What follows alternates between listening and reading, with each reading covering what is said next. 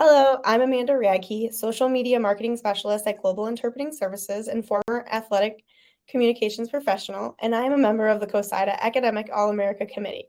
Today, I am joined by Makenzie Fischer, a driver from Laguna Beach, California, and Stanford Cardinal. Your 2021-22 COSIDA NCAA Division I at-large Women's Academic All-American Team Member of the Year. That is a mouthful always. But Makenzie is now a two-time COSIDA First Team Academic All-America Team Member of the Year and a three-time Academic All-American of the Year. So we are very excited to have you today. Thanks. I'm excited to be here. Well, Makenzie, congratulations on this prestigious honor. What was your reaction when you learned that you were named the Team Member of the Year? I was really excited. I think I speak about this a lot, but I'm really happy to attend Stanford because for me, academics is just as important as athletics is. So it's equally as exciting as, a straight athletic, if not more exciting, honestly. Well, that's awesome to hear. Well, Stanford has a long list of academic All-Americans, actually. What's the pride in representing Stanford on this list?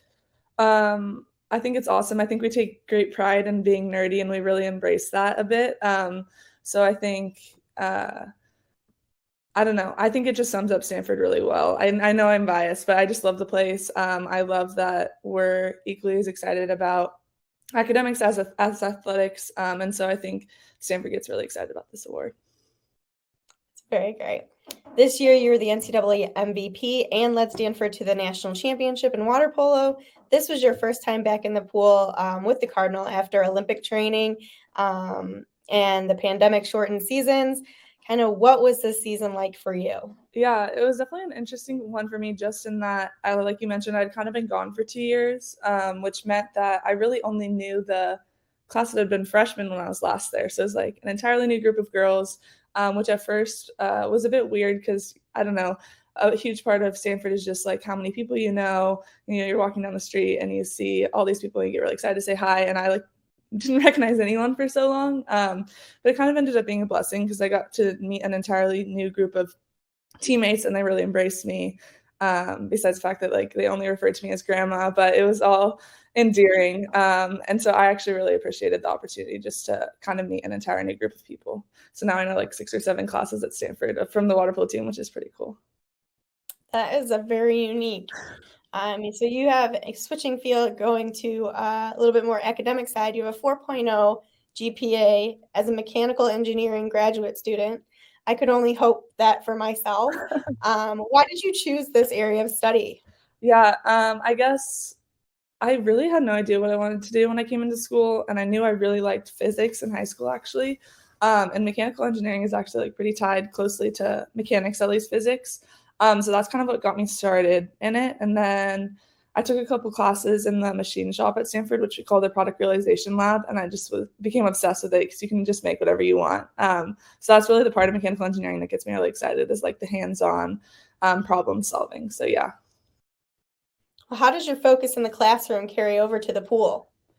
I think they're both very intrinsically linked in that I have such limited time that I have to be really focused at all times. And now that I'm not an athlete, I'm realizing that I feel like I still have the same amount of the time in the day, but before I was just way more efficient, I think.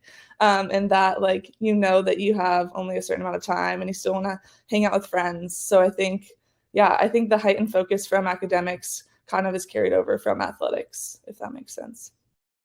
Well, that kind of lends itself to this next one. What does the future hold for you, both academically and for the sport of water polo? Yeah.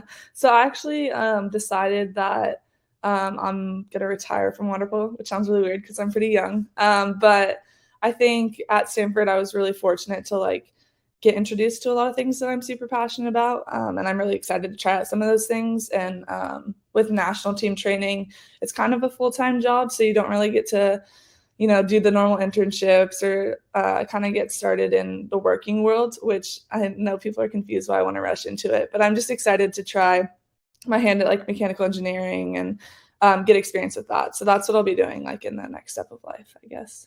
Awesome. Well, you've had a long, very very well-accomplished career, so it's okay to give it up at one point or another. At least it wasn't your body telling you, bye. But finally, this is your chance to thank anyone who's helped you achieve this national distinction. Who would you like to thank? Obviously my family first, especially my parents, just because I am picturing all the times that they drove me to practices super far away. I was doing homework in the back of the car, that kind of thing. And obviously my sister as well, because she's literally been by my side every step of my water polo journey and has definitely pushed me, and also been a shoulder to lean on throughout the whole process. And then obviously all the coaches I've ever had, JT, Susan, Kyle at Stanford, specifically, they just I don't know, it's such a great culture on our team. And they really push us to be the best people we can be too, and embrace this kind of academic side as well, which I really appreciate. So yeah. Well, that's awesome. Well, thank you, Makenzie, and congratulations once again on being selected the 21-22 COSIDA NCAA Division I at-large academic All-American of the Year. Thank you so much.